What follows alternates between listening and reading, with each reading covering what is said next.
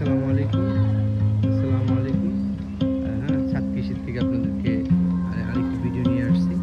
আপনারা দেখবেন যে ছাদে ছোট বালতিতে ইচ্ছা করলে কি পরিমাণ বেগুন চাষ করা যায়, বেগুন বিক্রি করা যায়। যেটা আপনার বাসার চাহিদা পূরণ করবে। যদি মন চাইবে আপনি ভর্তা খেতে, মন চাইবে আপনার ভাজি খেতে, ছাদ থেকে নিয়ে খাওয়া যাবে। আমি অলরেডি এখান থেকে দেখেন, এই যে আপনারা দেখতেছেন একটা বালতি, একটা বালতি থেকে এই যে বেগুন, এই যে বেগুন আমি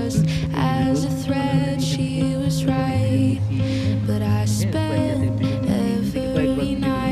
ছোট্ট একটা চারা, চারা গাছ। এই যে বেগুন, এই যে এইটাতে এই যে একটা আছে, এটাতে বেগুন ধরছিল।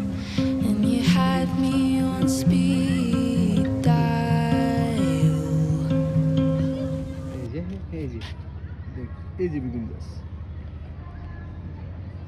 মানুষ চাইলে অল্প জায়গাতে ভালো কিছু করতে পারে।